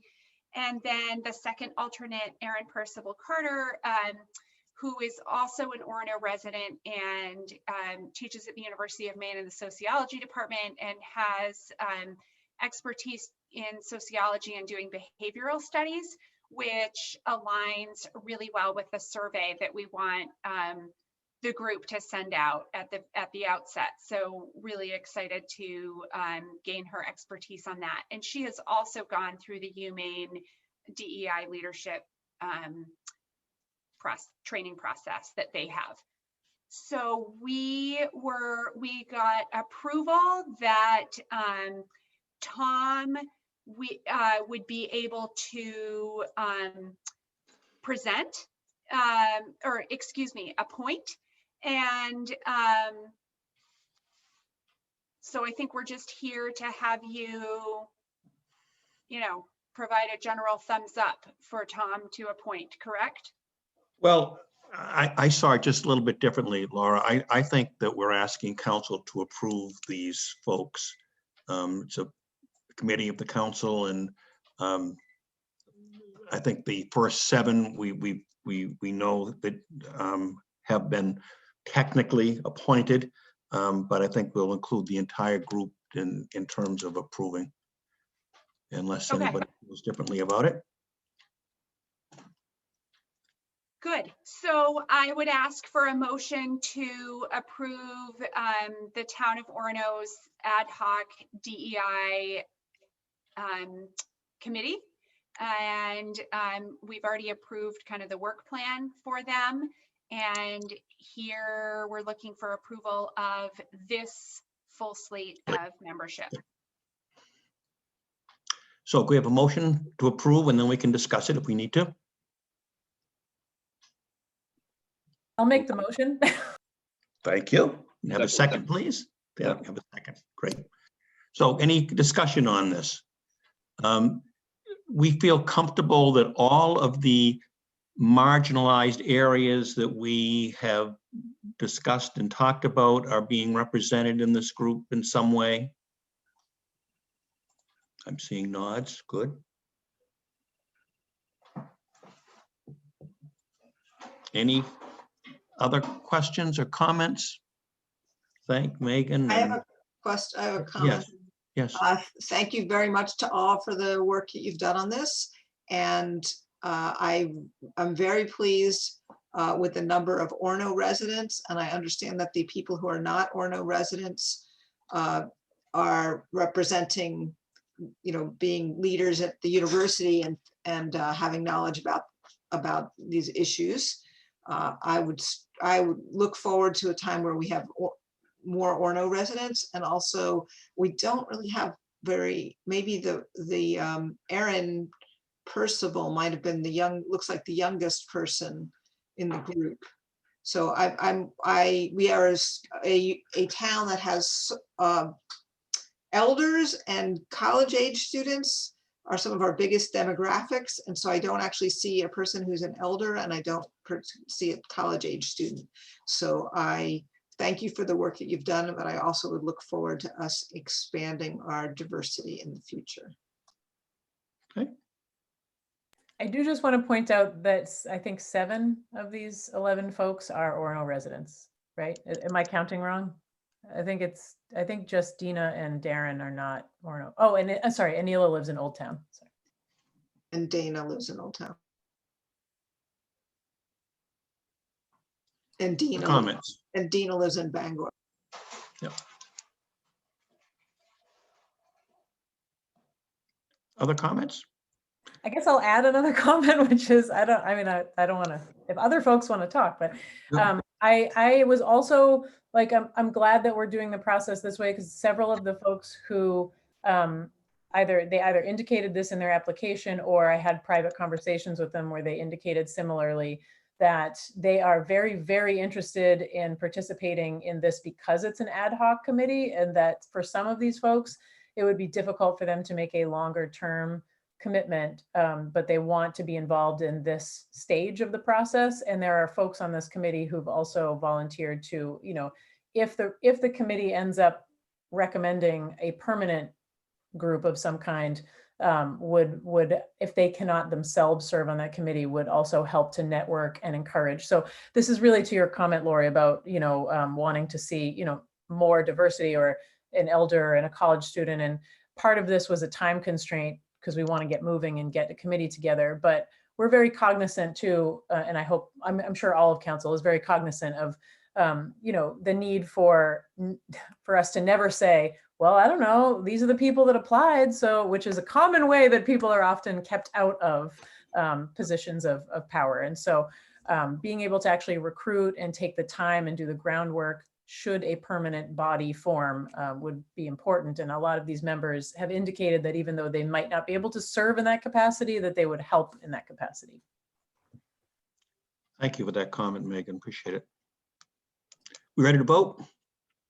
Sophie, you want to call the roll call vote, please? Yep, I'm gonna mix things up a little bit. We're gonna go backwards. Council Chair Perry, In favor? Councilor Mitchell, In favor. Councilor Gardner, In favor? Councilor Wingard, In favor. Councilor Robertson, Yes, in favor. Councilor Osher. Favor. That's unanimous. So how are we notifying folks of this formal action? Are we sending them a letter from the town office? Are we Megan and Laura contacting them? What's the best way to notify them? So, I think if Megan and Laura want to follow up, that would be a wonderful personal way to do it. From our perspective, we will also send out a letter of appointment, Good. Just letting them know that the town appreciates their volunteer effort. I would want to go ahead and talk a little bit with, I think, Councilor Mitchell and Councilor Gardner about how they envision kind of scheduling a first meeting and what support the town can can play. This has been a wonderful council effort, and I don't want to step in the middle of it, but we're also here to support as we move forward. So maybe the next step would be to have that conversation with the two of you, and then get letters out to folks with formal appointment. Sounds good. I'll quickly loop out to just notify folks, and then we can hopefully meet soon or talk soon. Yeah, okay. Okay, good work. So last on our agenda is a brief town manager's report.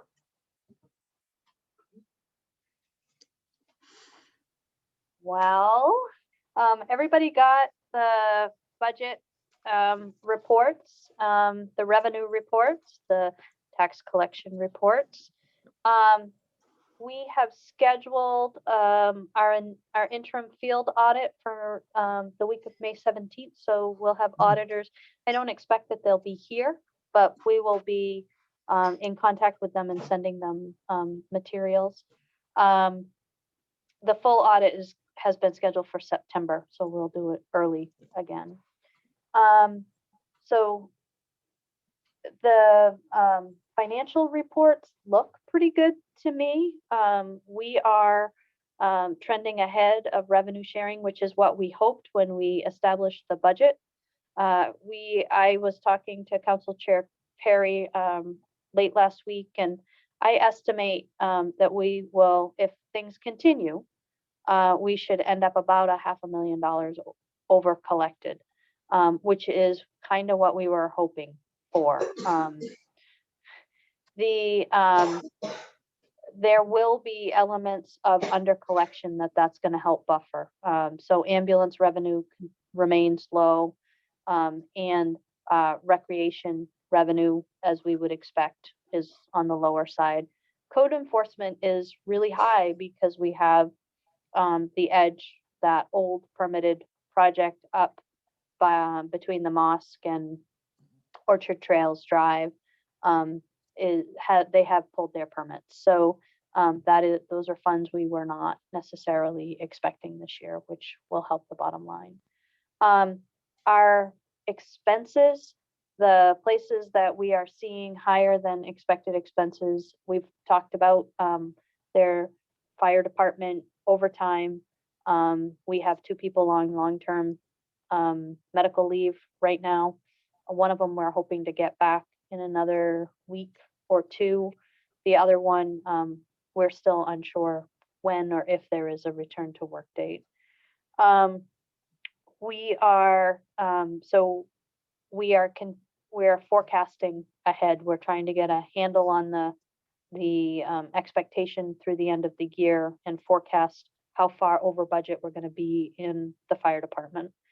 Code enforcement is, Pat Esty is doing an amazing proactive for a complaint-driven code office. He's doing a good job.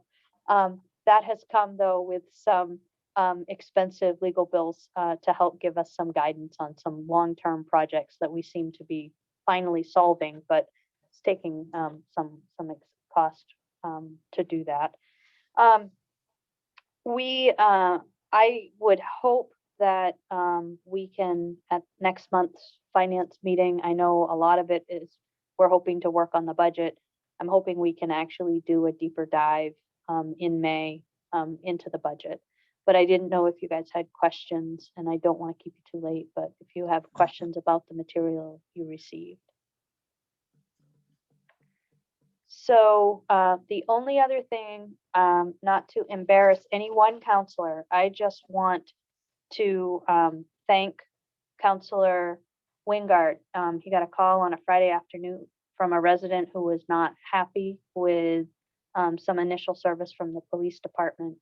And we were able to get a sergeant on the scene, make sure that we approached it in the right way, pull video to make sure that we have a teachable moment. And I can't say it enough. I know council gets a lot of questions that people don't want to bother me with because it's after business hours. And that is the easiest way for us to address concerns is when they're happening. And I just really appreciated the call over the weekend and hope that we had the best possible outcome there. So encourage everybody, if there are issues, you have my cell number for a reason. I love to hear from you. Yeah, Thank thank you you, for your Sophie. help too, Sophie. Thanks. And I do, Counselor Wingard, I would like an opportunity just to follow up offline.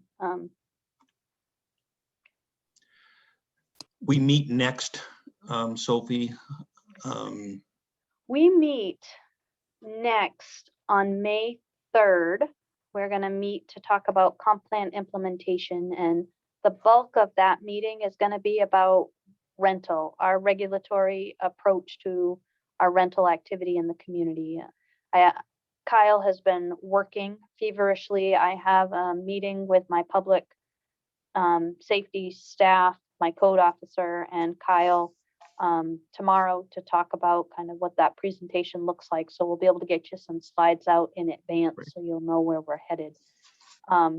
That will be an important meeting because we're looking for some guidance on kind of where we want to be on that regulatory spectrum. And then unfortunately next week is a two-night meeting, 2 nights of meetings next week. There we go.